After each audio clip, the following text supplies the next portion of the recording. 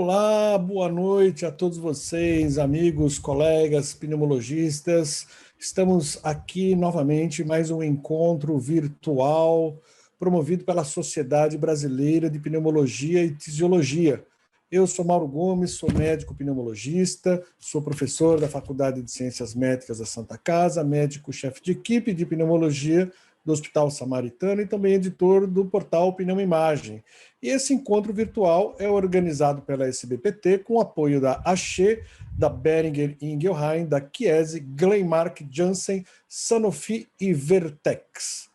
Agradeço a presença de todos vocês. Nós teremos uma noite com experts na área de infecções respiratórias e nós vamos discutir, num momento tão importante que estamos vivendo, sobre novos antibióticos para tratamento das infecções respiratórias.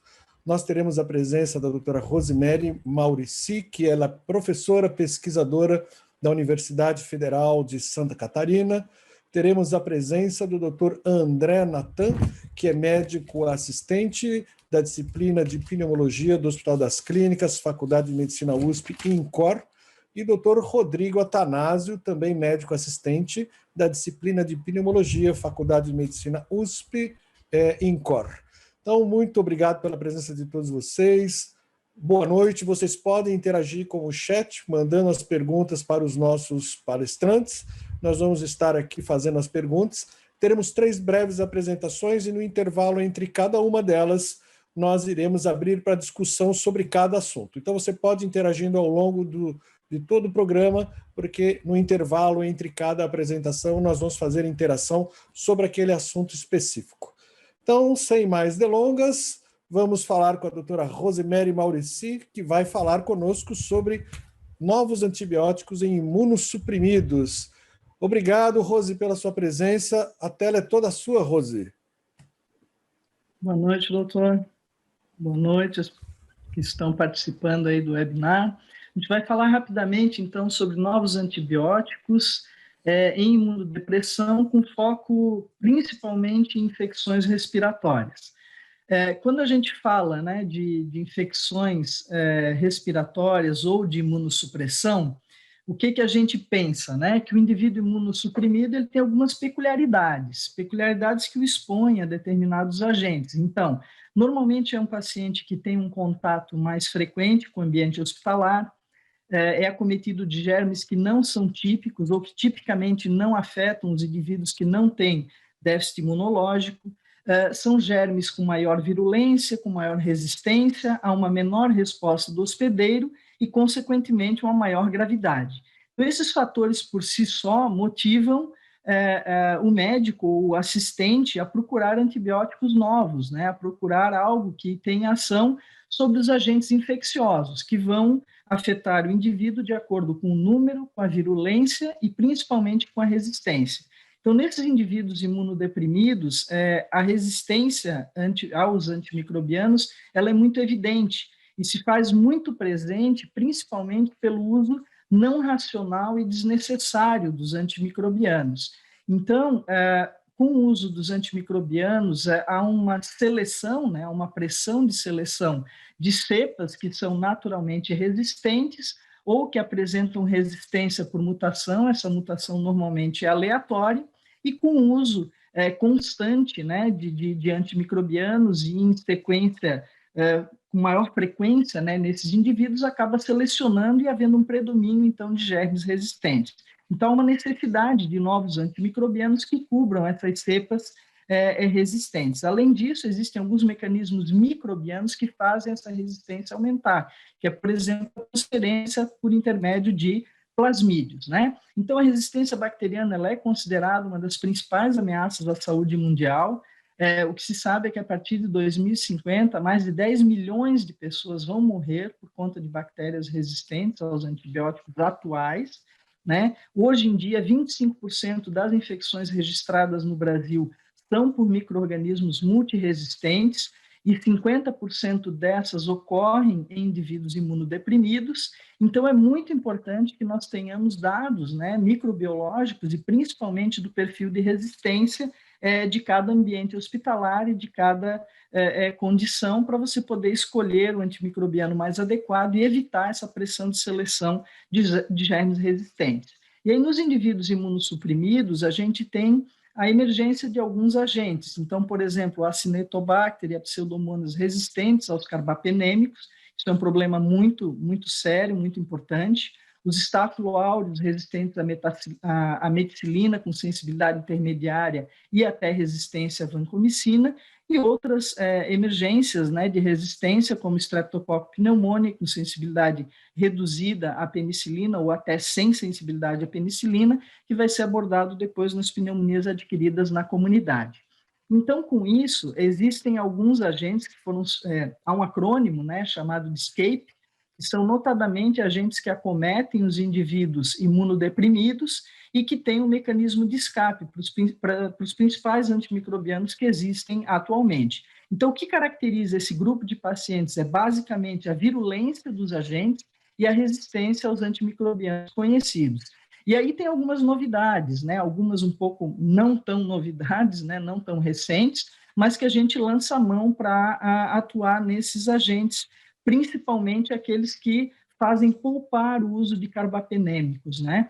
Que o que acontece? Se eu poupo o uso de carbapenêmicos, eu tenho menos bactérias resistentes, né? Menos pressão de seleção, já que esses agentes são potentes indutores da resistência bacteriana, né? Então, as cefalosporinas de quinta geração e principalmente os novos inibidores de beta-lactamase, eles são muito importantes nesse contexto do tratamento ou do uso de novos antimicrobianos ou de novos antibióticos em indivíduos imunodeprimidos.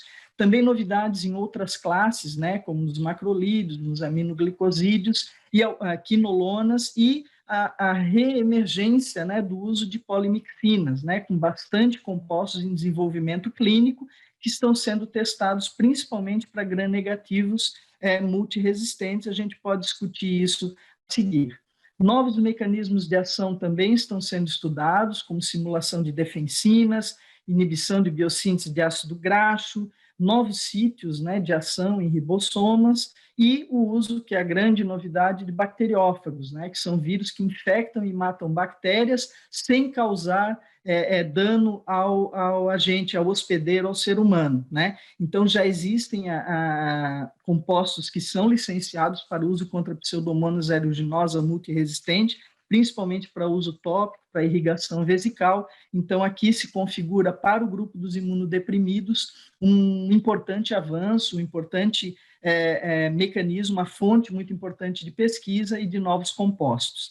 E a gente não podia deixar de falar dos glicolipopeptídeos, né, que são junções, né, de duas classes, de glicopeptídeos e lipopeptídeos. Então, eles são poupadores do uso, né, de carbapenêmicos, então isso é muito importante para evitar a pressão de seleção nesse grupo de pacientes específicos, né, com imunodepressão.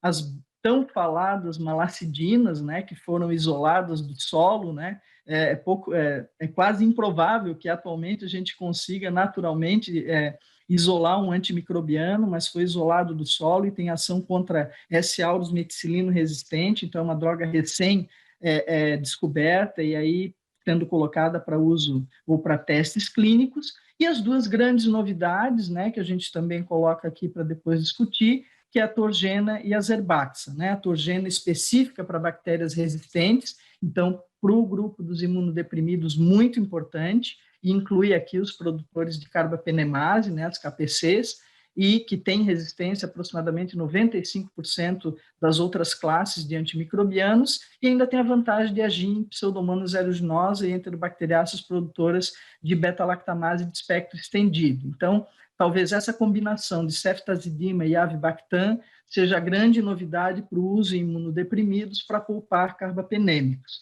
E a Zerbaxa, que é uma combinação de caftolozana com tazobactam, e que é usada principalmente para infecções intraabdominais e do trato urinário causadas por pseudomonas. Então, essas seriam as duas grandes novidades, além daquelas que ainda estão em desenvolvimento. A tigeciclina entra como um agente para Acinetobacter, né? Isso é muito importante em pacientes imunodeprimidos, é outra opção, e a gemifloxacina, que vai ser abordada principalmente, vai ser utilizada principalmente para a ação em hemófilos influenza, Clamidófila pneumoniae, Mycoplasma e Legionella, sendo que ela é 32 vezes mais potente que a levofloxacina contra o pneumococo, e nos pacientes imunossuprimidos, então, apresenta um papel bastante importante. Então, rapidamente, assim, essa é o que a gente tem de conceito de imunodepressão, dos germes resistentes e das novidades que temos em termos de antibióticos. Pediram 7 minutos, então eu tentei fazer um apanhado geral aqui e me coloco à disposição. Olha aí a pontualidade, 7 minutos. Pessoal, mande as perguntas aí pelo chat. A gente podia abrir para todos os nossos palestrantes fazer o debate sobre esse uso de antibióticos imunossuprimidos. Né, Rose? Parece que coloca a questão para o Natan e para o Rodrigo também, que o pneumologista parece que torce um pouco o nariz quando vai avaliar um paciente imunossuprimido. Parece que o pneumologista não gosta muito. Eu estou enganado ou, na grande maioria das vezes, o pneumologista tira o corpo fora e deixa mais o infecto tomar conta, Rosa? Eu acho que sim, mas eu acho que o nosso papel ele é fundamental na avaliação desses pacientes, principalmente por conta da emergência, né, de cepas resistentes. Mas eu queria fazer um comentário, porque que a maioria dos médicos em geral, não só pneumologistas, torcem o nariz para o imunodeprimido.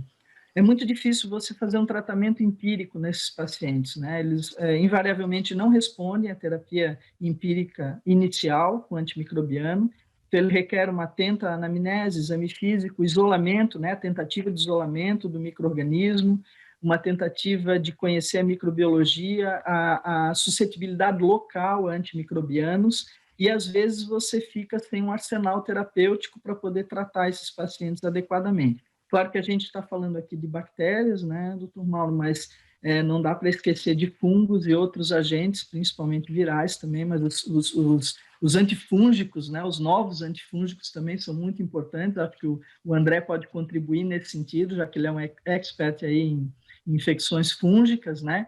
Mas falando especificamente de bactérias, eu acho que essa é a grande dificuldade e que acaba afastando, né, o pneumologista desse tipo de paciente. Mas conhecer a sensibilidade local ela é muito importante, e pensar, né, nos micro-organismos multiresistentes, e é fundamental para que a gente obtenha êxito nesse tratamento e faça a melhor escolha de antimicrobiano para o uso racional, né? Essa seria a minha segunda pergunta também. Eu vou estender para o Natan, então. Natan, você recomenda no serviço, eu sei que você trabalha também com transplante, e isso envolve muito paciente imunossuprimido. Tem algum esquema padrão inicial que vocês entram para os pacientes quando identificam uma infecção? Essa é uma bela pergunta, Mauro. Em primeiro lugar, eu queria só responder, complementar a resposta da Rosemary, que você perguntou por que o pneumologista foge. Eu acho que a gente tem que insistir que os pneumologistas não fujam da ventilação mecânica e não fujam dos imunossuprimidos. Eu estava conversando hoje com um colega, com o Gustavo, que inclusive o Mauro Gomes conhece muito bem, que ele foi passar visita numa UTI e o plantonista se espantou quando ele começou a discutir ventilação mecânica. Que ele falou que, nossa, mas você vai discutir ventilação mecânica? Como? Mas eu sou pneumologista. Ele se espantou porque aquilo não era mais tão comum. E eu acho que os imunossuprimidos, eles também às vezes entram nisso. Isso é seara do hematologista, isso é seara do infectologista. E eu acho que a gente tem uma grande qualidade, além da necessidade de saber antibiótico e saber antifúngico, é saber o diagnóstico diferencial das patologias pulmonares. Então, às vezes a gente bate o olho numa BUP, que estão tratando como uma pneumonia no imunossuprimido, você bate o olho, você tem um olhar mais capacitado para fazer análise tomográfica com diagnóstico diferencial fúngico, bacteriano, ou alguma outra coisa, um infiltrado que é uma congestão ou uma reação à droga e estão dando antibiótico. Então, acho que a gente não pode nunca se furtar de ver esse grupo de pacientes, porque eles se beneficiam muito dessa visão, não só específica do antimicrobiano, mas a visão do diagnóstico diferencial. Acho que só isso que eu queria colocar. E no serviço de transplante, eu acho que assim, qualquer outro serviço que lida com paciente grave, ou imunossuprimido, ou em ambiente de terapia intensiva, ou paciente internado, é conhecer a flora local, né? Eu acho que isso é indispensável, a gente ter um contato muito próximo com a CCH. A gente no transplante do Encore está muito fácil, porque tem a Silvia, que é infectologista e faz parte do grupo E da CCH, mas não dá para a gente pensar em antibiótico terapia empírica, principalmente em pneumonia nosocomial, seja associado ou não à ventilação mecânica, sem conhecer a flora local. Então não adianta eu falar que eu dou cefepime, quando em outro local cefepime é uma droga que tem ampla resistência e a primeira droga de escolha deveria ser um carbapenêmico, por exemplo, né?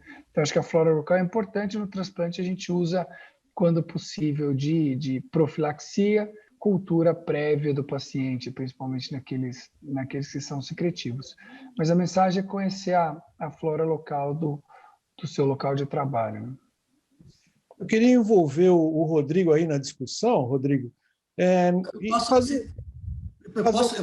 posso aproveitar e fazer uma pergunta antes de ficar na... Então tá bom, então faça a pergunta você, e depois eu apresento o Paulo. Eu já fujo aqui do negócio, mas não, eu queria aproveitar aí a Rose, você mesmo, Mauro, para opinar, porque assim, tem sempre essa discussão de multidrogas resistentes e a Pseudomonas sempre entra aí na jogada como uma bactéria importante, é super comum no meio de terapia intensiva, no imunossuprimido, e aí vem essa questão de alguns desses novos antibióticos com mecanismos diferentes de ação.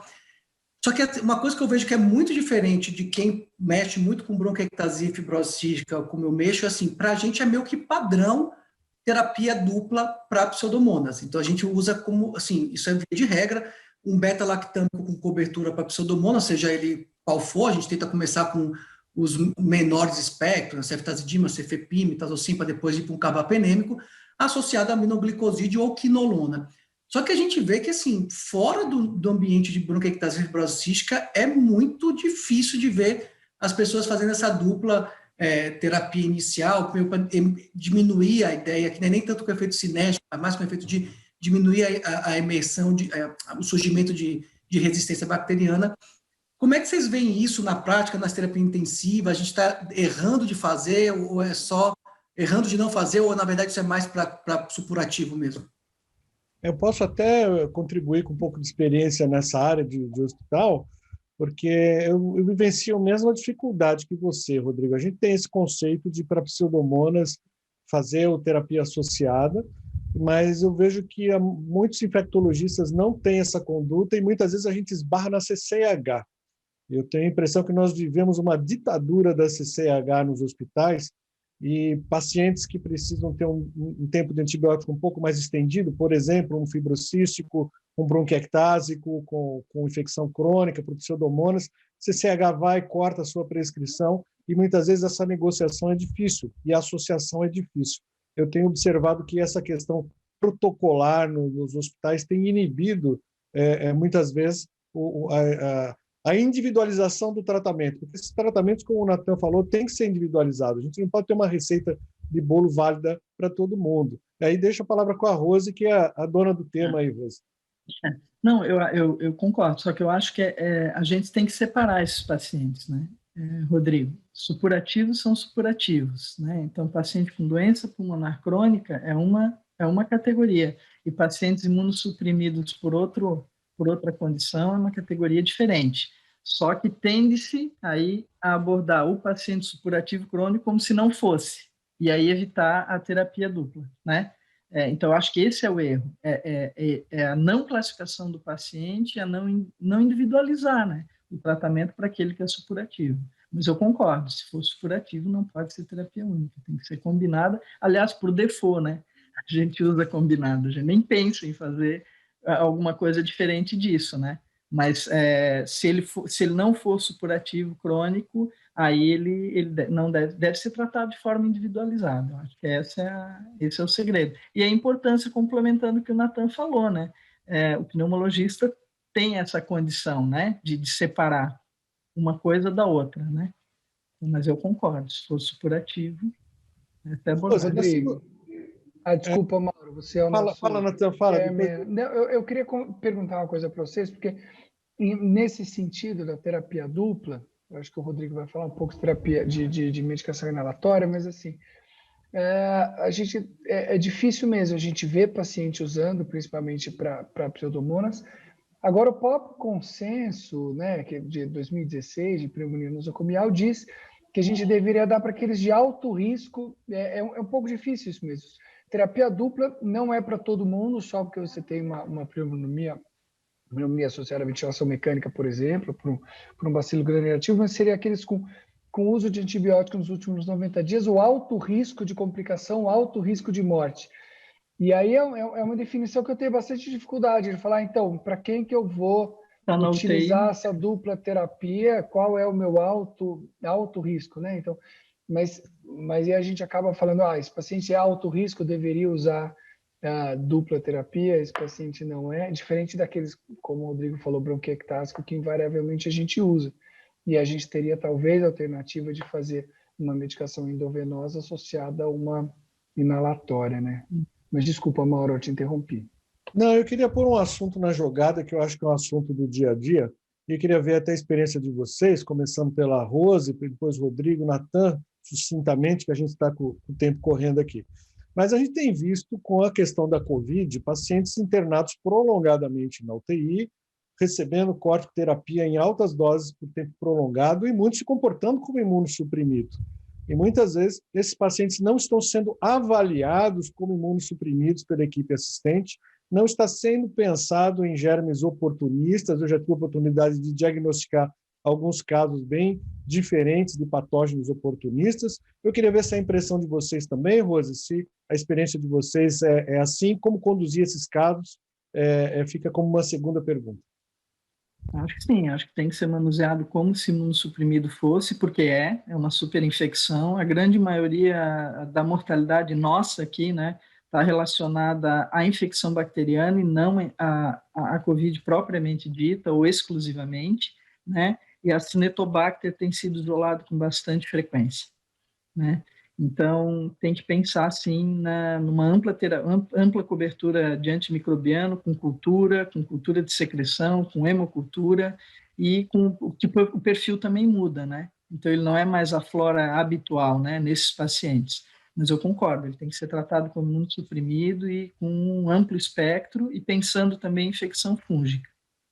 Esses pacientes eu já tenho quando eles se apresentam, começam a patinar, né, faz aquela fase aguda da Covid, entra na infecção bacteriana na UTI, primeiro ciclo de antibiótico não está funcionando, eu vou para um lavado broncoalveolar e muitas vezes a gente encontra um CMV, um pecarine, um fungo. Concorda, André?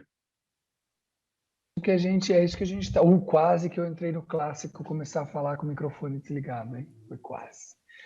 É isso, Mauro, acho que é isso. Acho que a gente tem que pensar cada vez mais.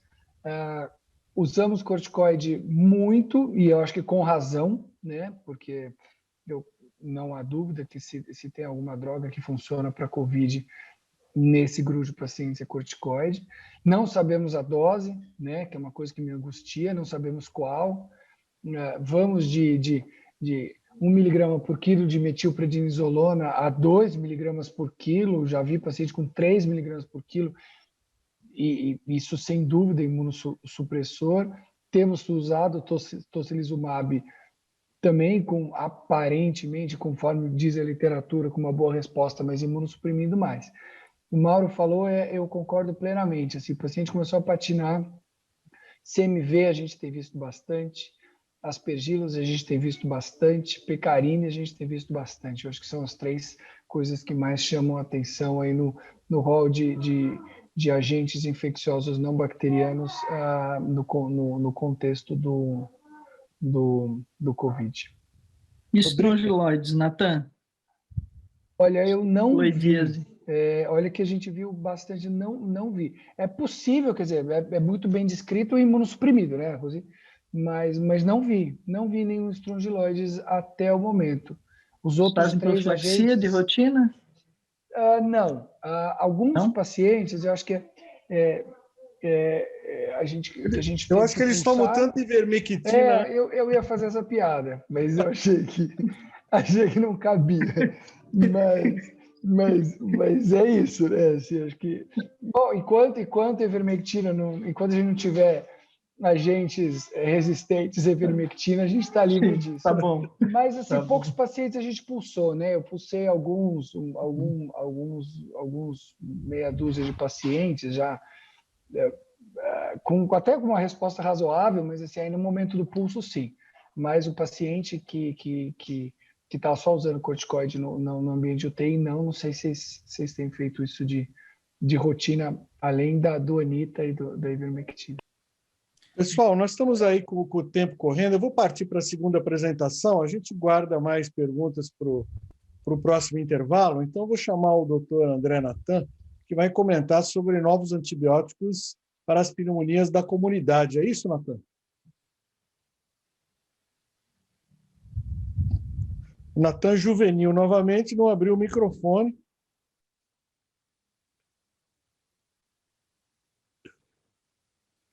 Rodrigo, só na ironia ali, o Rodrigo. Tem um botão no microfone, se aperta, ele desmuta, viu, Nathan? Continua no mute. Unmute, é isso que eu ia falar. Eu só vou colocando aqui a minha tela. Espera aí. Pronto. Tá ok. Então, pronto. Ok? Posso começar? Então, é um pouco isso. O que temos de novidade em relação a antibióticos para tratamento de pneumonia. Eu vou fazer um leve apanhado, vai ser bem rapidinho, acho que não vai dar nem 7 minutos, mas fazer um pouco de propaganda do nosso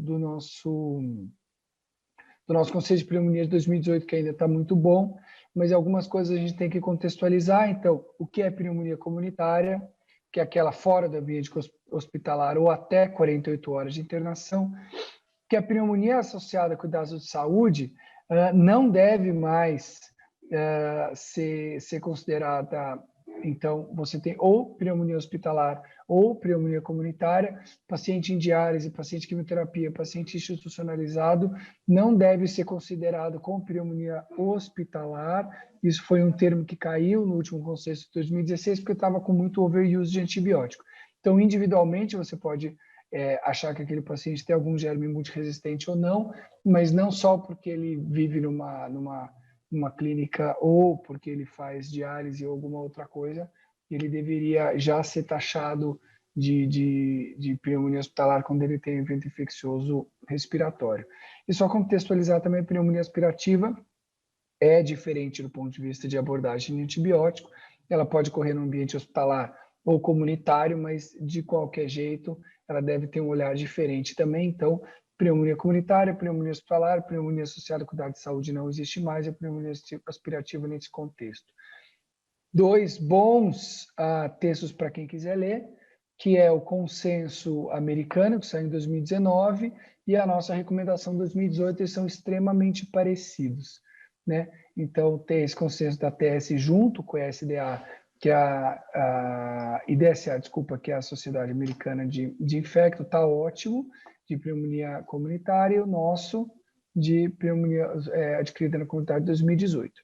E de 2016, para quem quiser focar em pneumonia hospitalar, seja pneumonia associada à ventilação mecânica ou não, tem esse consenso da ATS, da Sociedade Americana de Infecto, de 2016, e uma revisão muito boa de pneumonia aspirativa de 2019. Então, aqui tem tudo sobre o que a gente precisa saber no nosso dia a dia, né? Então, tem os principais antibióticos, aquilo que é o nosso beabá, aquilo que é o nosso feijão com arroz.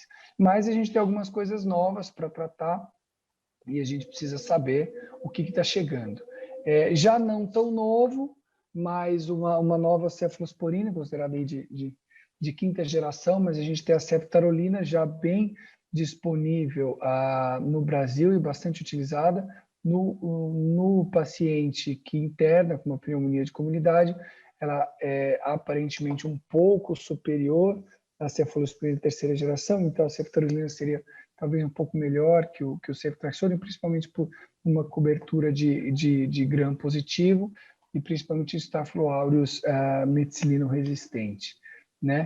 E então ela já é um antibiótico novo, mas já não tão novo, que se provou aí nesses estudos, um estudo asiático, esse Focus 1, Focus 2, foram estudos que balizaram o uso da droga, que favoreceram um pouco a ceftriaxona em relação ao ceftriaxone, que é a droga que a gente usa nos pacientes que internam com pneumonia comunitária. E atualmente foi usado aí já pode ser utilizado também para indivíduos na faixa pediátrica. Omodaciclina a gente não tem ainda no Brasil, mas é uma droga que se mostrou que é um derivado da tetraciclina, que se mostrou bastante interessante no uso ambulatorial e também no uso hospitalar, e inclusive facilita esse uso endovenoso e via oral depois da alta. Ela foi comparada com não inferioridade em relação ao moxifloxacino, publicada aí no New England de 2019, então uma nova droga que deve chegar para a gente tratar pneumonia de comunidade com um espectro muito bom para todos os agentes clássicos causadores de pneumonia de comunidade. Delafloxacina é uma nova quinolona, que também comparado com moxifloxacina se mostrou bastante interessante, inclusive para estáfilos resistentes às quinolonas prévias e com ação das quinolonas respiratórias para gram positivo, gram negativo e os atípicos.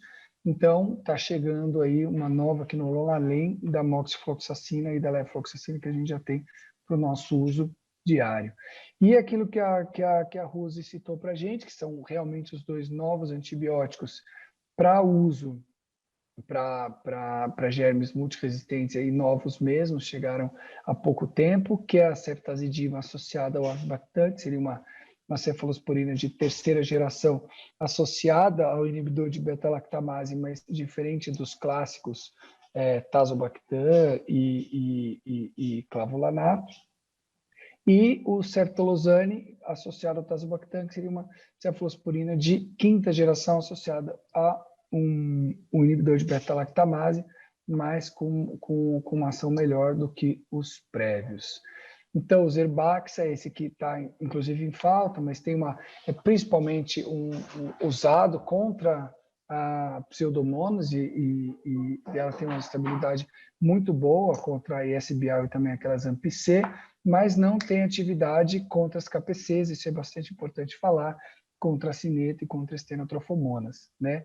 E tem uma boa atividade anaeróbia, tem um trabalho aqui que balizou o uso, comparando aí o Zerbaxa com o meropenem com uma boa efetividade e não inferioridade em pacientes. Aqui é interessante falar que esse trabalho ele utilizou todos os pacientes em ventilação mecânica, né? Então foram mais de 34 países, um trabalho bastante grande que mostrou uma não inferioridade em relação ao meropenem. E o nosso principal, talvez, antibiótico que está salvando o uso em pacientes com germes multiresistentes, que é o Torgena, que é a ceftazidima com avibactam, esse avibactam que é esse novo inibidor de beta-lactamase, e ele tem atividade contra gram negativo, e aí ISBL, MPC e KPC. Então, realmente é uma coisa que ajuda bastante quando a gente se depara com germes multiresistentes na UTI. Esse também é o trabalho que balizou, fez uma não inferioridade em relação ao meropenem. E eu termino só falando, a gente está falando de uso racional de antibiótico, não tem nada a ver com novos antibióticos, mas tem um velho antibiótico que está sendo um pouco super utilizado pelos nossos colegas. Lembrar que a gente já tem bastante literatura mostrando que a azitromicina não funciona, e se a gente quer fazer uso racional de antibiótico em COVID, a gente não deveria utilizar a azitromicina como default no tratamento do COVID, seja no quadro precoce ou não. Acho que é isso, doutor Mauro. Obrigado. Muito bem, parabéns, Natan, boa revisão. Vamos abrir para a discussão aqui. Chegou até uma pergunta aqui que eu vou passar para vocês. Nós estamos com 103 pessoas na audiência agora. O José Monteiro faz a pergunta, Natan, exatamente em cima disso que você falou. Em um futuro pós-Covid, com o uso excessivo de antimicrobianos, algum cuidado com a emergência de algum agente comunitário resistente? Se você já tem informação de algum patógeno que já está com a sua resistência aumentada? Eu não tenho esse dado, não desconheço que tenha, provavelmente já vai sair em breve isso pelo uso indiscriminado de antibiótico. Nunca a gente deu tanta azitromicina, levofloxacina para quadro viral, né? Uma coisa horrorosa. No último Cireva, que é aquele trabalho trabalho não, mas aquele grupo que estuda principalmente o pneumococo, a gente já tem uma resistência aumentada no Brasil do pneumococo aos macrolídeos. Isso já era um problema, inclusive uma crítica ao nosso próprio consenso brasileiro, que falava que você podia usar monoterapia para pneumonia comunitária com macrolídeo. Isso, dados do Cireva já mostram que não, porque já 30% dos pneumococos são resistentes. Então, eu não tenho esse dado, mas eu não tenho dúvida, eu não tenho dados, mas eu tenho convicção, como já disse um colega. Eu não tenho provas, mas eu tenho convicção que a gente vai ter uma emergência muito grande de resistência para pneumonia comunitária por abuso de antibiótico em uma síndrome viral. É uma tragédia, mas eu não conheço nenhum dado. Preciso até atrás se já saiu alguma coisa recente. Rodrigo, Rosi, se vocês tiverem alguma coisa. Fala, Rodrigo. Eu queria comentar que eu acho que talvez, que agora ele disse que é o Tadeu que perguntou, na verdade, mas que eu acho que até... Foi uma falha nossa. Ele pôs José Monteiro, eu falei José Monteiro. Aí ele falou, é o Tadeu. Pô, o cara é o nosso coordenador, agora temos que citar o cara. Respeitar, né? Não. Assim, vamos valorizar. Excelente pergunta, por sinal. Excelente, exatamente. Brilhante. Agradece a pergunta. Obrigado pela pergunta. Mas o que eu acho que eu queria complementar, que eu acho que talvez uma falsa ideia também que fique desses conceitos de pressão pelo antibiótico, eu concordo plenamente com o Natan, que se tiver algum surgimento de resistência, vai ser muito da comunidade pelo macrolídeo, então vai ficar bem difícil tratar sinusopatia, qualquer quadro de viéria superior com macrolídeo, com essa exposição tão grande, mas eu tendo a ser um pouco mais otimista em relação ao ambiente hospitalar, porque assim, a gente está tem aqueles pacientes que ficam muito tempo internados, recebendo vários antibióticos, mas a gente tem que lembrar que, assim, tecnicamente, o paciente desse, um mês fora, quando ele vai para casa, a flora muda e isso tende a voltar ao que era melhor. O que preocupa muito é a flora super selecionada dessas UTIs neste momento que está acontecendo, porque lembrar disso que às vezes está tendo alguns surtos aí de casos complicados por bactérias multiresistentes, porque está tendo muita exposição de muito antibiótico nas UTIs no momento. Então, às vezes, que aconteceu lá no HC durante a pandemia, de ter que parar uma UTI, fechar para fazer terminal e tentar descolonizar para poder voltar a atender, porque estava com muita infecção por germe multiresistente. Mas lembrar que, assim, saindo do ambiente hospitalar, até teoricamente, depois de algum tempo, o paciente volta a ter uma flora normal, e eu me preocuparia mais com o macrolídeo mesmo. Rose? Tem uma categoria que a gente não discutiu muito no consenso, mas que é a pneumonia por germe multidroga resistente, que já acontecia antes, né, do advento aí da COVID, que era por pseudomonas, por enterobacteriácea produtora de beta-lactamase e Staphylococcus meticilino resistente. Então, assim, se já existia e estava aumentando, né, o número de casos antes, imagina agora com uso indiscriminado, né? Então ela fica meio entre a pneumonia hospitalar, né, a pneumonia associada aos cuidados de saúde e a pneumonia comunitária, né, com características híbridas aí de uma e de outra. Então eu não li nada também a respeito, acho que não foi publicado nada ainda, Natan, mas eu também tenho convicção e, na realidade, a evidência aponta para isso, né, o uso indiscriminado de um único antimicrobiano. Esse eu acho que é o grande problema, não é um uso de azitromicina exclusivo em quase todos os pacientes. Isso faz pressão de seleção, né? Se fosse o uso ainda diversificado de outras classes, de mecanismos de ação diferentes, talvez a pressão de seleção fosse um pouco menor, mas é exclusivamente um antimicrobiano. Isso é um uso completamente irracional, né? Inclusive, chegou a pergunta do Nassir Curi, vai nessa linha, Natan. Se associa ainda macrolídeo para tratar a pneumonia comunitária grave?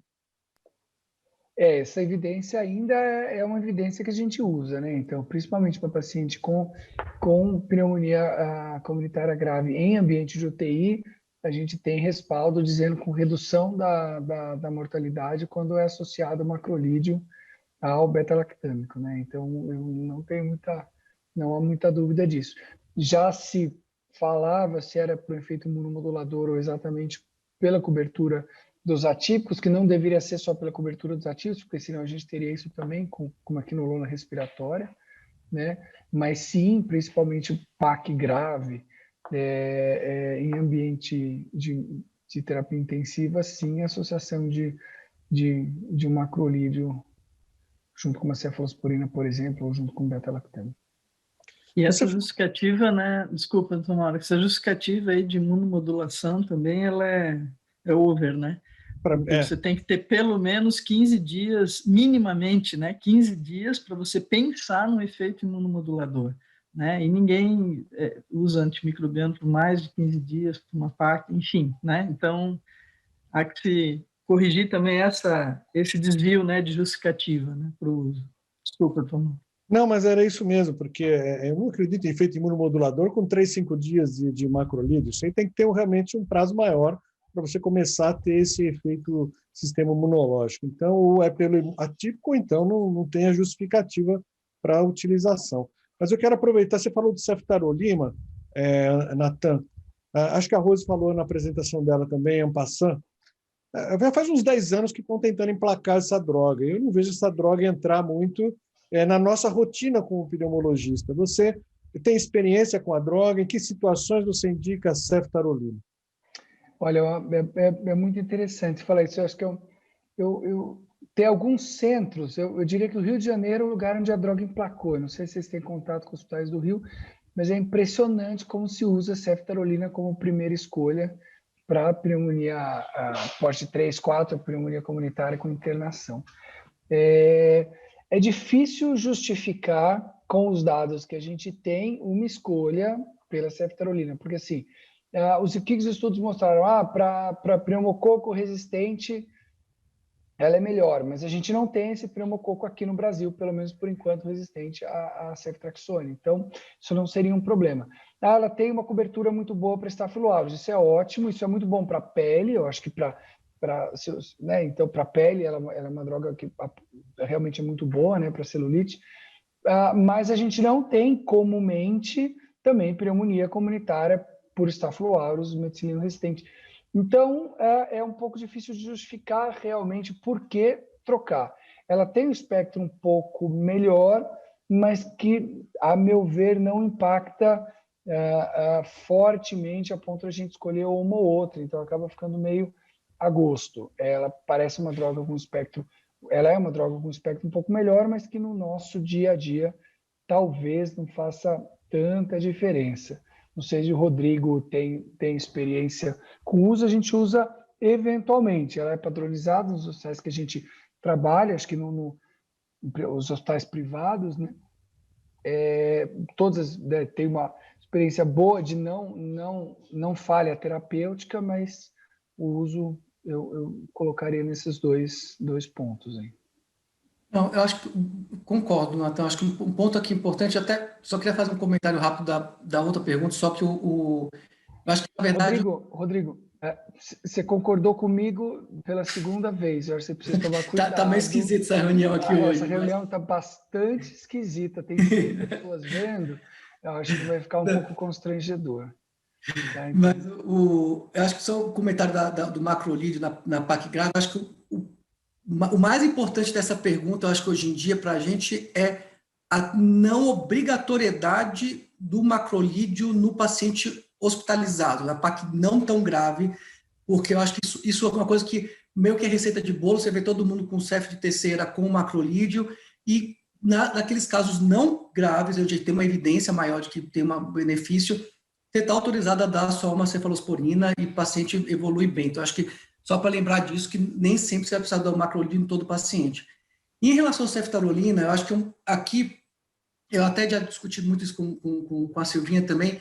Quando surgiu, a gente até pensou muito que seria uma excelente droga para fibrose cística, porque o paciente, eles têm muito Staphylo, alguns deles MRSA, então, cobre os germes da comunidade, pegaria o Staphylo MRSA, mas a gente tem tanta mão usando Vanco, Teico, que a gente fica até com receio de usar uma droga nova, e que lembrar que, assim, para mim, na minha opinião, assim, ceftarolina é uma droga que foi criada para os Estados Unidos, onde a taxa de Staphylo MRSA na comunidade é absurdamente alta. Então, assim, ceftarolina é uma droga para eles, que tem que cobrir Staphylo MRSA de cara, porque eles têm essa resistência muito aumentada. Para a gente, eu acho muito, assim, meio sem sentido, a não ser, de novo, casos muito específicos. Você vai estar falando de um paciente que está com uma infecção de pele associada, uma fibrose cística que é colonizada por Staphylo, para você justificar essa cefalosporina com essa cobertura maior para MRSA. Eu acabo não usando muito no dia a dia. Até porque o espectro se assemelha um pouco da ceftriaxona, e o custo da ceftriaxona é muito inferior. E, como o Nathan falou, tem outras alternativas para os germes que a ceftarolina teoricamente cobriria. Então, é uma droga que eu também já tentei usar uma outra vez, mas as respostas que eu vejo relatadas com infecções ósseas e de pele são muito boas. Mas aí foge do nosso perfil do doente pneumológico. Fazer uma observação, o Dr. Roberto Cibulov está assistindo à reunião, diz que o overuse de azitromicina acontece também em bronquiectasias e asma grave, e não só aí por conta da Covid. Você quer comentar, Rose? Uma vez eu falei no congresso que a azitromicina era um antibiótico procurando uma doença, né? Porque na realidade é quase que uma panaceia, né? Usa para infecção e usa também para uma série de outras coisas, por conta desse efeito imunomodulador. Sim, é super utilizada, né? Mas tem indicações precisas também, né? Quando você usa para bronquiectasia, quando você usa para asma e inclusive para DPOC, né? Então aí também há uma super indicação, né? Os critérios eles acabam se ampliando e se usa demais. Mas acho que não tem que se preocupar realmente com a emergência de resistência desencadeada pelo uso indiscriminado, sem dúvida nenhuma.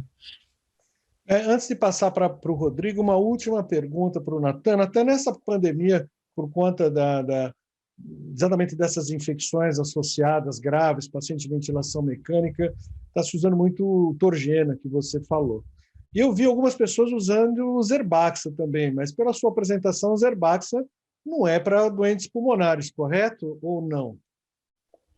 A gente tem respaldo para usar também, porque os dois foram padronizados para pneumonia comunitária, inclusive o trabalho do Zerbax usou pacientes em ventilação. É que assim, um é muito especificamente para pseudomonas e SBL, o outro é para todas as multiresistências, inclusive KPC e SBL, e essas enterobactérias KPC. Então, tem um grande problema, os dois estão acabando, né? A gente está com falta, um deles praticamente não tem, o outro está acabando. De novo, também uso, eu já vi alguns colegas que já vou começar com ceftazidime avibactam, porque estou com medo de uma medicação multi-R, então acabou deixando, ele serve como poupador de carbaperêmico, que é ótimo, mas não necessariamente também a gente começa com ele de primeira escolha, né? Ele deveria ser para aqueles pacientes que a gente tem o diagnóstico da multidroga resistência, e aí, assim, com o teste, com o antibiograma, a gente fazer uso e não fazer uso empírico dessas drogas. Concorda, Rose? Bom, vamos passar então para a terceira e última apresentação da noite, chamar o Dr. Rodrigo Attanasio, que vai falar sobre antibiótico terapia inalatória. Rodrigo, com você.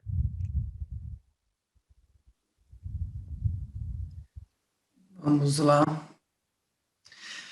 Bom, então, Até, na verdade, antibiótico inalatório é super interessante, porque existem algumas novidades em termos de opções de antibiótico inalatório, mas eu não vou entrar em tanto detalhes, porque a gente sequer tem disponível no Brasil ainda.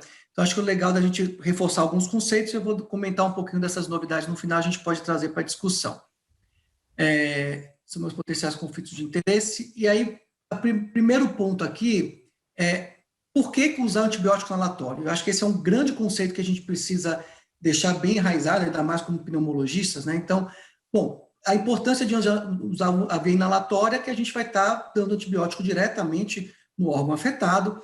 Um grande dado aqui que a gente consegue atingir concentrações pulmonares com doses muito menores de antibióticos e, com isso, tendo também uma altíssima concentração local desse antibiótico, né? E também, obviamente, você não precisa fazer aquele efeito de passagem, você está dando o antibiótico direto lá, você tem um menor tempo de latência entre a utilização e efeito terapêutico e a garantia de uma segurança maior por poucos efeitos sistêmicos, né? Aqui é só para mostrar algumas figuras, então, assim, a gente olhando aqui no gráfico de cima, na figura de cima, o que é um antibiótico sistêmico, né? Então, você vai ter uma deposição em todo o corpo e pouco no pulmão, dependendo do antibiótico. Se eu estou usando a via inalatória, eu vou ter uma deposição muito maior dentro do pulmão e praticamente nada na parte sistêmica. E aqui, de novo, só para mostrar isso com um exemplo, a amikacina endovenosa e nebulizada, veja como a gente adquire altíssimas concentrações quando a gente usa a via inalatória, e esse é um conceito super importante que a gente usa nas doenças supurativas, porque até quando a gente está falando de antibiótico inalatório, sequer a gente se preocupa em olhar o antibiograma, porque o antibiograma foi feito para testar antibiótico na corrente sanguínea. Então, a concentração que atinge de um antibiótico inalatório é tão alta que é até virtualmente impossível a bactéria adquirir resistência, mesmo que se ela tiver um canal, um poro, a concentração é tão alta que ela não consegue colocar isso para fora. E aí, esses conceitos que eu acho extremamente importante da gente ter no entendimento de quando usar o antibiótico inalatório. A gente pode ter o conceito de uma bactéria dentro do pulmão sendo um colonizante, né? E isso, bandeira branca, é tudo tranquilo. A gente está falando hoje em dia muito de microbioma, a gente sabe que tem um monte de bactéria que vive lá e ela só está vivendo lá numa boa, isso a gente não tem que fazer nada. Uma outra coisa é que a gente está falando de uma infecção brônquica. Isso é muito comum nas doenças supurativas. A gente está lá com o brônquio cheio de bactérias potencialmente patogênicas, causando uma inflamação local, e esse sim deve ser o nosso foco do uso do antibiótico inalatório. Diferentemente do quadro de pneumonia. Pneumonia, você está tendo uma infecção do parênquima pulmonar, isso é considerado inclusive um evento sistêmico. Se eu der somente antibiótico inalatório, eu não vou tratar uma pneumonia. O antibiótico inalatório ele tem uma ação brônquica, principalmente. Para tratar pneumonia, eu preciso de antibiótico sistêmico, oral ou venoso. E serve para alguma coisa, então, eu usar isso? Principalmente fibrose cística bronquiectasia, que a gente tem bastante evidência, e que está começando a vir alguma evidência agora para DPOC, é a gente usar isso para erradicar bactérias que a gente não gosta. Quem é o maior vilão de todos que a gente sabe? A Pseudomonas aeruginosa, que a gente sabe que está associado com perda de função pulmonar progressiva e maior número de exacerbações. E aí esse trabalho é muito interessante para poder comparar duas estratégias de erradicação da Pseudomonas. À direita, a gente está vendo aí o uso do colistimetato, na verdade, antibiótico endovenoso sem colistimetato inalatório, enquanto que na esquerda a gente está vendo aí diversas opções de uso de antibiótico sistêmico com antibiótico inalatório. E veja, enquanto que se você não usar antibiótico inalatório, você tem uma taxa de 20% de sucesso, se você usar antibiótico inalatório, você está quase 60% de chance de conseguir erradicar Pseudomonas.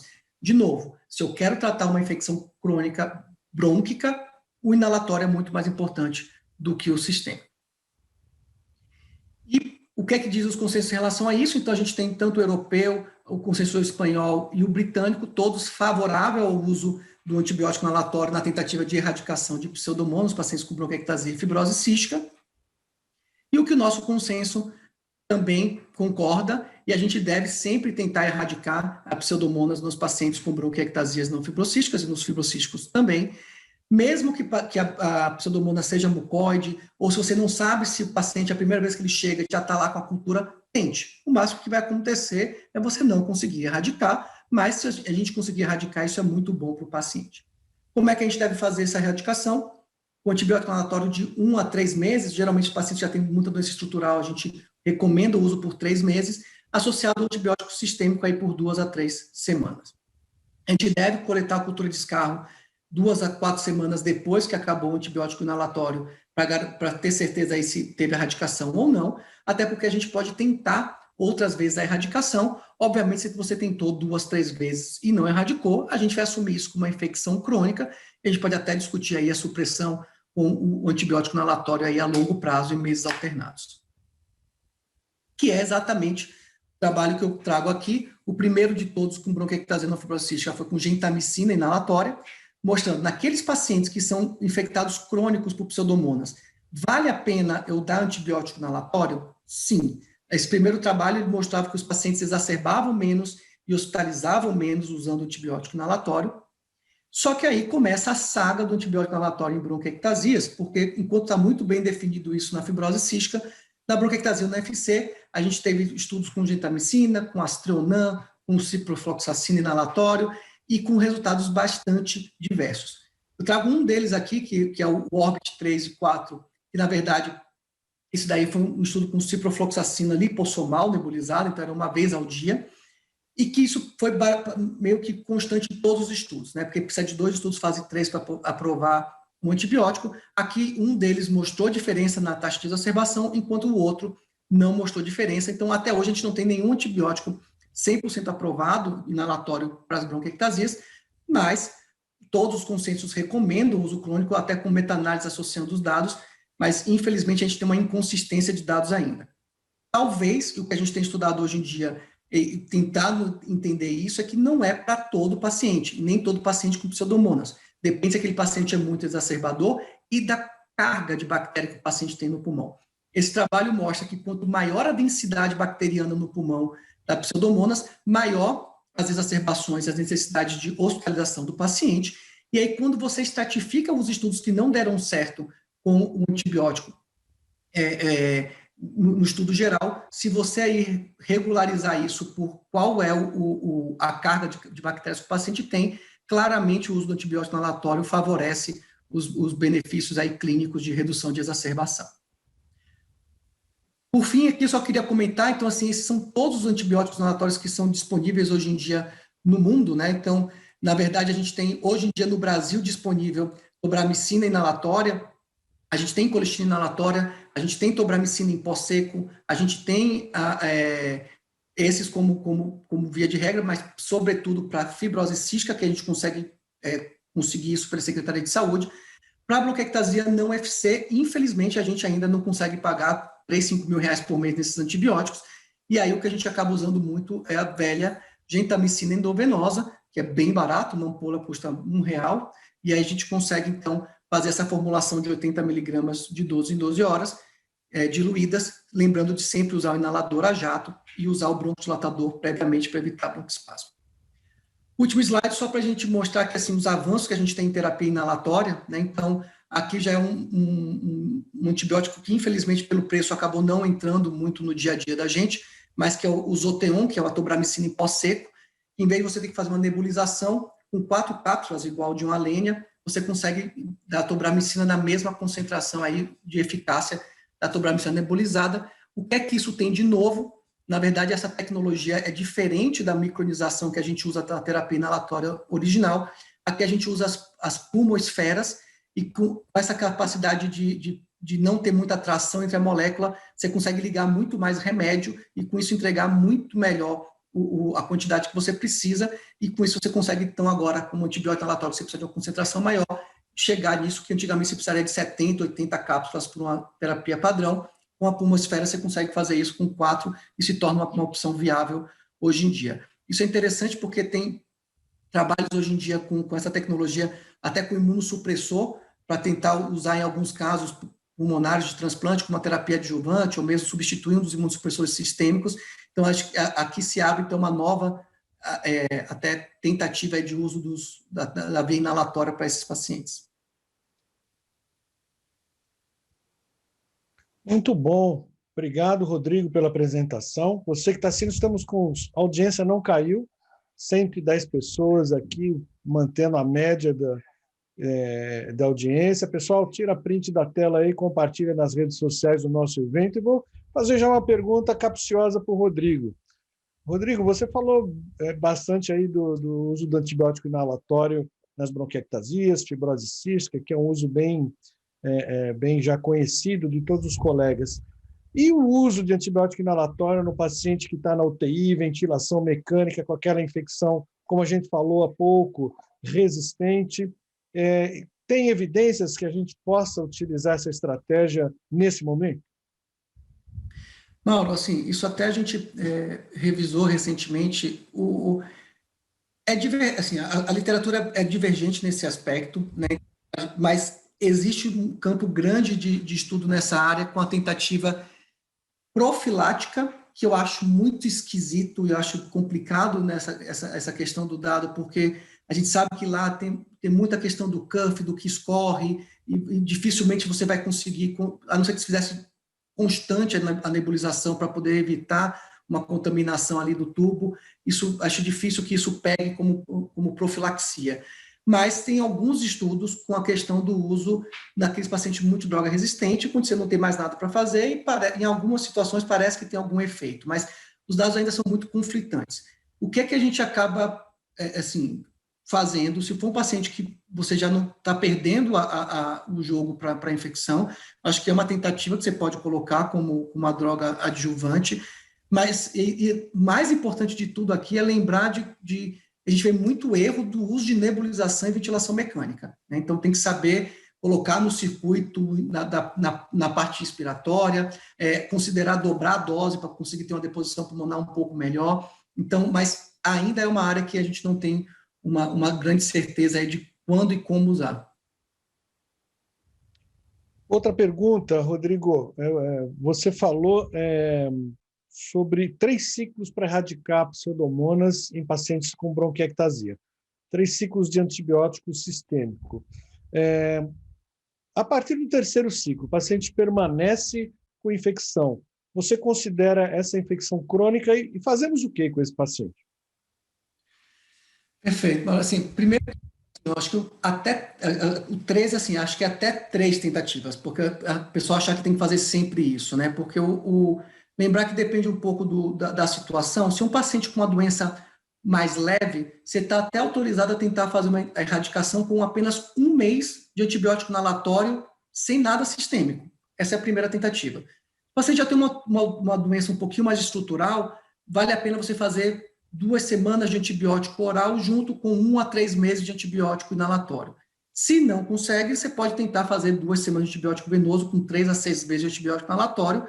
E aí, se você não conseguiu disso, você assume o paciente com uma infecção crônica e a gente pode começar a usar um antibiótico inalatório em meses alternados com essa ideia de supressão crônica. Já que eu não consigo erradicar mais a pseudomonas ali da via aérea, eu também vou deixar ela correndo solta, e aí, mensalmente, eu dou lá uma cacetada nela para diminuir a carga de colônia, e aí os trabalhos são muito contundentes de mostrar que quanto maior a carga bacteriana, maior a chance de exacerbação, de hospitalização. Então, eu vou modulando aquelas colônias lá e tentando, cronicamente, não deixar que elas tomem conta do pedaço. Rose, alguma questão para o Rodrigo? É um comentário. Na realidade, a pneumonia associada à ventilação mecânica e antibiótico inalatório, né? A questão é a dose, né, Rodrigo? A gente não consegue modular, né? Mesmo que feito de forma adequada dentro do circuito, a gente não consegue modular a dose, e por definição a PAV é uma infecção sistêmica, né? Talvez essa seria a grande dificuldade. Tem alguns estudos associando, né? Então, o tratamento sistêmico com o inalatório e com alguns resultados interessantes. E a outra coisa é o antibiótico inalatório e microbioma. Mexe com ele? Não, isso é excelente assunto. Eu vou ser bem honesto que assim, e aí tem o Natan também, que adora microbioma, eu amo microbioma, mas eu acho que a gente ainda está engateando muito em microbioma, né? Então, eu acho que a gente tem um problema da técnica, é difícil analisar aquela imensidão de resultado, então a gente agrupa algumas coisas, e os estudos são pequenos. Se você pegar, isso é tudo de 20 pacientes, a gente sabe da quantidade absurda que as coisas são. Aí você tem estudo com os macrolídeos, mostrando que muda a proteonômica do inflamassoma da produção daquilo. Aí você tem, obviamente, o antibiótico inalatório muda completamente a flora.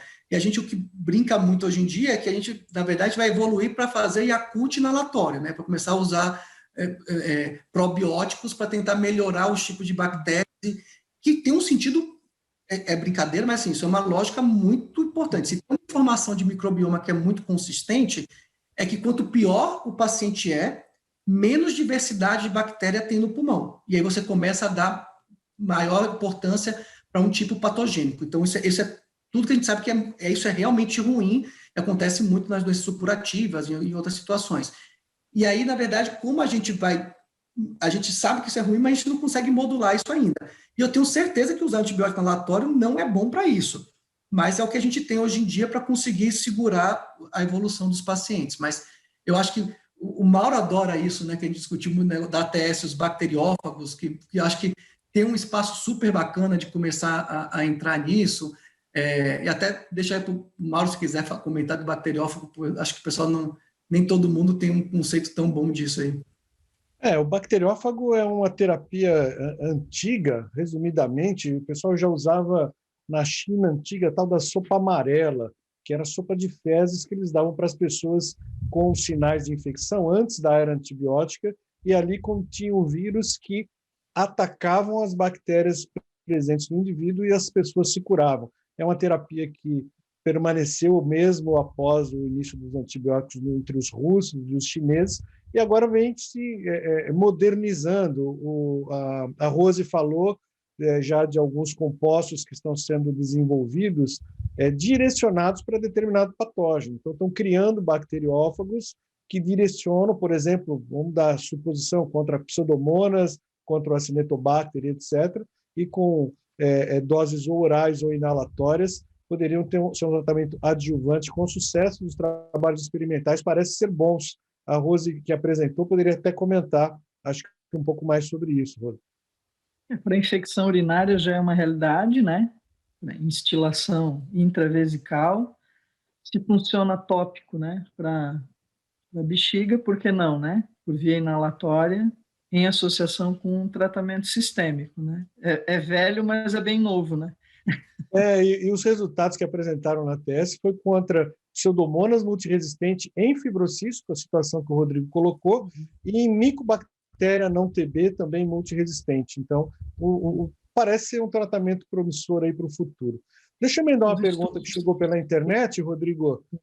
Para pacientes com DPOC e pseudomonas, funciona esse mesmo esquema para bronquiectasias, no sentido de erradicação? Mauro, acho que assim, a gente tem que tomar um pouquinho de cuidado aqui com o DPOC pela falta de evidência. Acho que a gente teve um evento recente lá no INCOR e estava comentando disso. Acho que é impressionante como a gente vai avançando em umas áreas da medicina, a gente acaba não olhando para o vizinho que tem um mesmo problema lá e a gente fica esperando anos para conseguir colocar isso em prática. A gente sabe que pseudomonas nos pacientes com DPOC é um problema importante, principalmente aqueles pacientes com VF1 mais baixo, com alteração estrutural, e lembrando que esses pacientes bronquítico crônico com DPOC, eles são mais colonizados por pseudomonas e têm mais bronquiectasia. Então, claro que não é na sua grande dimensão da mesma maneira. O grande problema aqui que a gente só tem que lembrar é a questão de segurança, né? Então, o paciente com bronquiectasia, ele tolera, por mais que tenha alteração de via aérea, mas são aqueles brônquios grossos, todo danificado, mas aquilo ali não é tão hiperreativo. O DPOC, com muita bronquiolite, isso pode ser um problema quando você usa uma terapia que tem um potencial de causar um pouco de broncoespasmo. Então, eu teria um pouquinho de cuidado de começar a fazer antibiótico inalatório à torta direito no paciente com DPOC.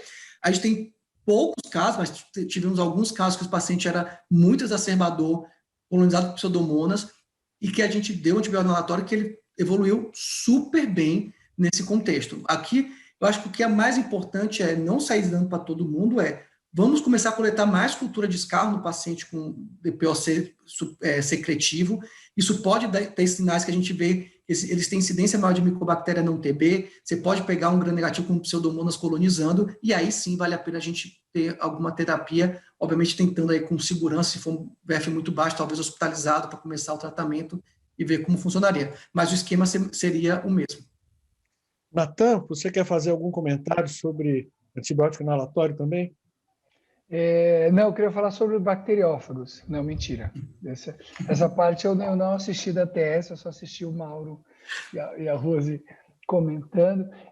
Eu acho que, assim, são duas coisas que eu acho interessante falar sobre antibiótico inalatório.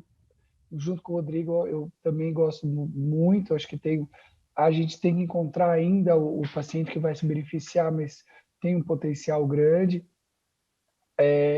Acho que já tem, inclusive no consenso, lá de 2016, a associação de antibiótico inalatório com antibiótico sistema para pneumonia associada à ventilação mecânica em alguns casos, então vale a gente rever que isso tem respaldo, inclusive de consenso, e se está no consenso, tem trabalho forte balizando, quer dizer, então não é só um achismo, então dá para utilizar em associação, e ter alguns bons trabalhos mostrando também a ação do antibiótico inalatório em traqueobronquite associada à ventilação mecânica, ou mais ainda, uma coisa que no COVID também tem cada vez mais, a gente vê paciente colonizado que exacerba uma traqueobronquite, traqueostomizado, longa permanência no hospital.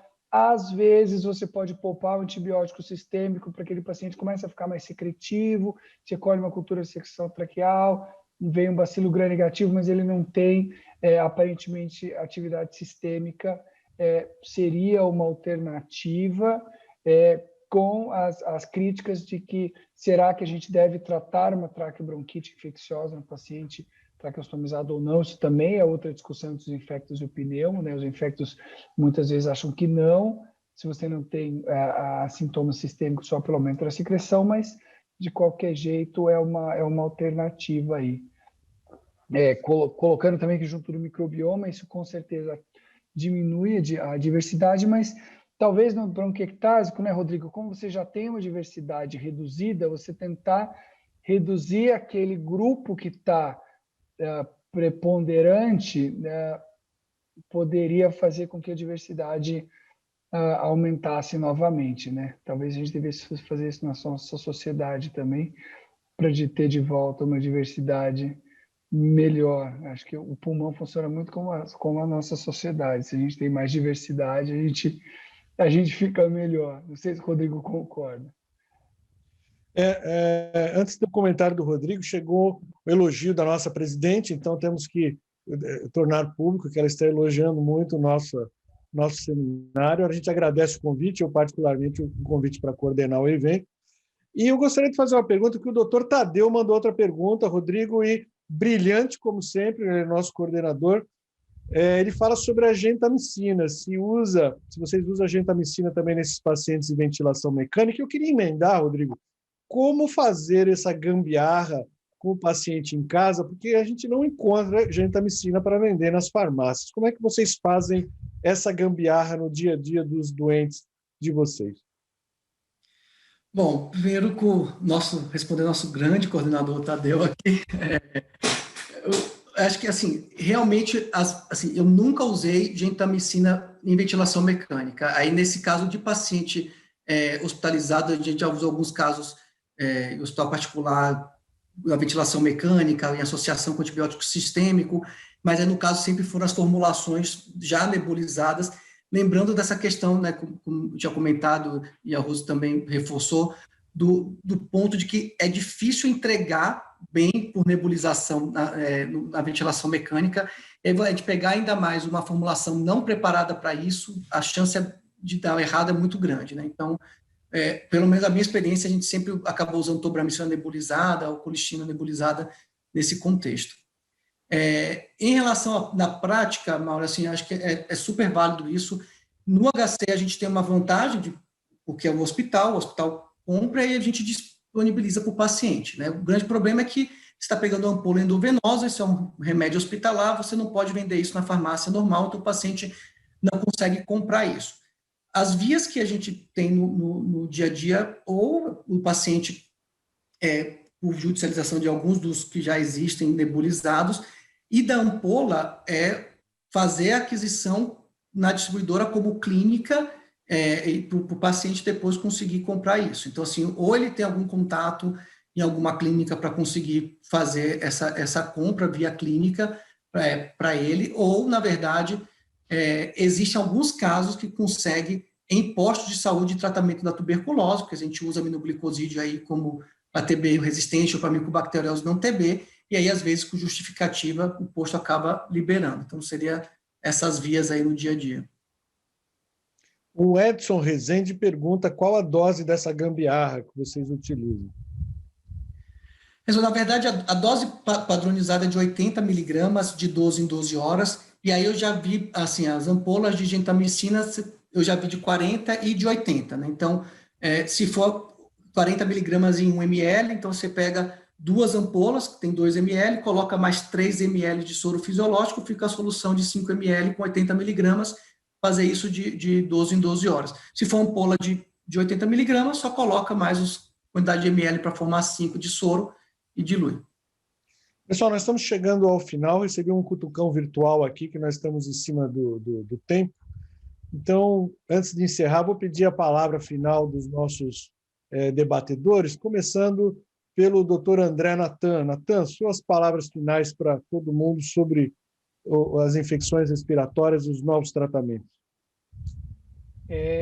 Bom, eu queria só agradecer à sociedade brasileira, a companhia deliciosa aqui da Rose e do Mauro, e dizer que eu acho que a gente precisa estudar, conhecer a nossa flora, e não fazer overuse e abuso de antibiótico. Eu acho que é isso. A gente tem que estar em sintonia com a nossa CCH, com a nossa UTI, com os diaristas que trabalham com os nossos pacientes em ventilação mecânica ou com pneumonia associada ou pneumonia nosocomial, para a gente poder fazer o uso adequado desses novos antibióticos. E para os nossos pacientes ambulatoriais, né? Se estão chegando novos, a gente tem que manter o uso racional, não fazer abuso nesse momento. Aí, de novo, obrigado Rose, obrigado Mauro. Rodrigo, suas palavras finais agora. Tem direito de resposta, porque você não foi citado. Não, obviamente, agradecer o convite da SBPT, agradecer a todos, apesar da presença do Natan, foi uma discussão muito boa aqui. É sempre bom estar com discussão tão pessoal de alto nível. Acho que, assim, até da minha parte, eu acho que a mensagem principal é a gente perder um pouquinho de medo de usar o antibiótico inalatório nas doenças supurativas. Eu acho que a gente fica parece que é uma coisa muito distante da gente, e na verdade não é. Eu acho que, assim, tomar alguns cuidados, usar o bronquidilatador antes para evitar broncoespasmo, checar se respondeu realmente, né? Então não vou colocar, daqui a pouco o paciente não diminui a exacerbação nem nada, mas via de regra a gente vê uma boa resposta clínica, o paciente diminui a quantidade de secreção, diminui o número de exacerbações, então acho que vale a pena tentar e ganhar experiência, porque não é nenhum bicho de 7 cabeças. Obrigado, Rodrigo. Passo agora a palavra final aí das suas considerações finais para a Rosemary. Foi um prazer estar com todos, inclusive com o Rodrigo, e agradecer o convite, obviamente. Eu só queria fazer um comentário rápido, que nós emitimos uma nota técnica pela sociedade essa semana, falando sobre medicamentos inalatórios, tá? O uso de dispositivos, etc. E lembrar, né, Rodrigo, que não é qualquer medicamento que pode ser inalado. Isso é uma coisa que deve ser disseminada, deve ser propagada por nós, né? É muito importante que a gente conscientize as pessoas. Alguns medicamentos, eles são feitos com formulação específica para uso inalatório, e outros não, né? Então, muito cuidado com outras gambiarras, né? A da gentamicina, ok, né? Já é feita, a gente já sabe que funciona e está tudo certo, mas muito cuidado com o uso inalatório de substâncias quaisquer, né? Então, isso acho que a população geral tem que ser orientada e advertida. Foi um grande prazer, eu acho que foi uma discussão bastante rica, e muito obrigado, Dr. Mauro, pela mediação. Obrigado. Obrigado a todos vocês pela presença, obrigado a toda a audiência que esteve presente conosco, ao convite à confiança da SBPT para participar desse evento, seu moderador, esse encontro virtual da SBPT que acontece às quintas-feiras. Boa noite, bom descanso a todos vocês. Obrigado.